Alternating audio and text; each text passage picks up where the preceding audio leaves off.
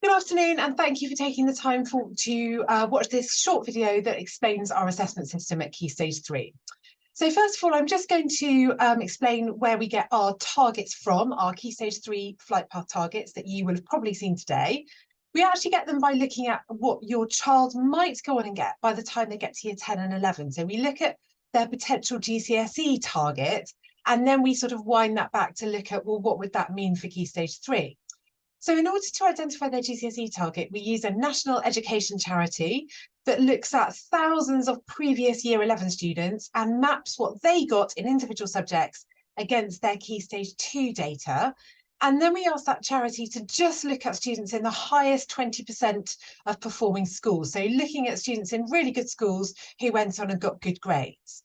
And then what we do, and that's why we haven't sent out targets before now, is we ask the teachers of your child to bear in mind what they have seen your child do over the last 2.5 months, and to check really whether or not that target is the right target. And so we look at what the GCSE target is, and then we take that back and think, well, where do they need to be in year 7, 8, and 9 in order to be potentially on track to meet that target in 2.5 years' time. So just before we move on, I just thought I'd show you this grid that just shows how old A star to G grades equate to the now 9 to 1 grades, just in case you came through your education when it was A star to G and aren't completely certain about how the 9 to 1 fit in with that. So first of all, if we sort of look and see, well, what was the old D grade? Well, you can see that the old D grade now fits in with the sort of middle and top part of a grade 3. And that big black line there that runs through the diagram is there because it sort of separates the grades that the government say are not yet a standard pass from the grade 4, which the government describe as a standard pass. And you can see that a grade 4 is the sort of bottom and middle, a C grade is the bottom and middle of a grade 4. An old B grade is the sort of top part of what's now a grade 5 and a grade 6. The old A grade is the sort of bottom and middle of a grade 7. And then the old A star grade sort of straddles a grade 8 and also this grade that didn't really ever used to exist. And sometimes people call it the A star star. And that is the sort of top half of an old A star, top part of an old A star is now a grade 9. So that might help if you're not quite sure sometimes when a child is talking about a grade 3 or a grade 6, what that sort of equates to in old money. Okay, so in terms of our Key Stage 3 targets then, so like I said, we get our GCSE targets and we then decide, well, what does that mean for a standard that a child needs to achieve through Key Stage 3? And we divide that standard up into 5 potential flight paths. If we just start at the top, we've got our mastery flight path, our secure, then developing, foundation, and entry. And if I now put this up, you'll be able to see how those flight paths link in and lead on to target grades. So it depends what target grade your child has for a particular subject as to what target flight path they are then given. So if you can see here, let's take the middle one. If the grade your child has as a GCSE target in, for example, English, is either a grade 4 or a grade 5, they will have for their target flight path, the flight path of developing. If, however, they have a target GCSE grade of an 8 or a 9, they will have as their target flight path, the flight path of mastery. And then you can see that down here, that if they have a GCSE target of a grade 1, their target flight path at Key Stage 3 will be the entry flight path. And there are some examples here that just show that again. And you'll notice that apart from the entry flight path, which just leads towards a grade 1, all the other flight paths lead towards one of 2 grades. That means they're pretty wide, and that's really deliberate because we are, of course, talking about something that is at least 3 years down the track at the moment for year 7, and obviously is sort of 4.5 years down the track in terms of when those grades are going to become a reality in terms of GCSE exam results. So why do we give your child a target flight path for every subject? So first of all, it gives me as a teacher, it gives you as a parent or carer and your children, of course, a sort of benchmark to know where they need to be trying to work towards. And so, of course, if the work that they're producing is above or at their flight path, that tells everybody that they are on track to either meet or exceed their GCSE target by the time they start year 10.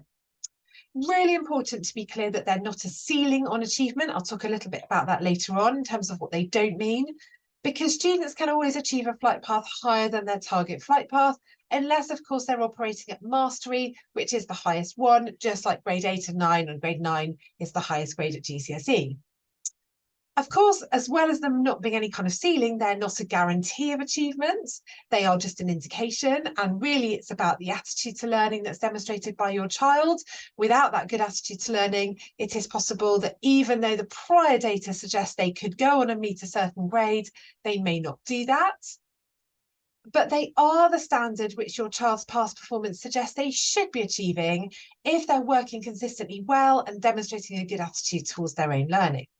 And they can also be a really good indication that your child might be struggling in a subject, because they tell us what your child could potentially go on and get, all being well. And so if they're not getting it, it perhaps shows us that something's not quite working, they haven't quite mastered a particular skill or set of knowledge, or there might be something else going on that we need to have a look at. So what does a target not mean, just as importantly? So really important to be clear that it doesn't determine the class your child will be in or the set your child will be in for those subjects that do set students. The only thing that will determine the set that they are in is the work that they are actually producing in reality over a period of time. It doesn't ever therefore limit the grade that they can achieve either now in year 7 or 8 or 9 or in the future. And likewise, it doesn't, unfortunately, perhaps sometimes guarantee a particular grade or flight path. And what it really is a guide, a really useful guide. How does that work then over the course of Key Stage 3? So those 5 flight paths I show you will remain the same for year 8 and year 9. But what happens is that the standard that it takes to actually achieve that flight path gets increasingly harder. So a secure flight path at year 8 has a higher standard sat behind it than the secure flight path at year 7, and that's the same for all the flight paths. And the descriptors which actually describe that standard can be found on our website if you would like to have a look at them.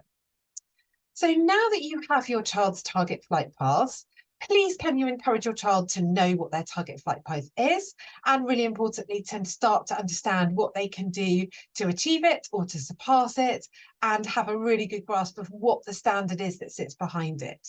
And obviously the most important thing that they can do is to look really carefully at the feedback that they might get in class or on their assessments or in exams, but also most importantly to talk to their teacher and ask them and have a conversation about it. That's the most important thing that comes out of all of this. Just finally, to let you know what will happen next, now that you have your target flight path for your child, you will later on in this year get 2 progress checks. And those progress checks will remind you of these target flight paths, but importantly, they will also tell you how your child is actually working in terms of the flight path that they are actually achieving, whether that is the same, above or below the target flight path. And they will give you attitudinal information as well, which is so important. Thank you very much. Any questions, please do email either Mr. Massimino or myself. I've put my email on there. If you have a specific question, so you're interested about a particular subject, please do email your child's teacher. And if you're not sure who that is, then absolutely get in touch with your child's tutor and they will be able to point you in the right direction. Thank you for your time.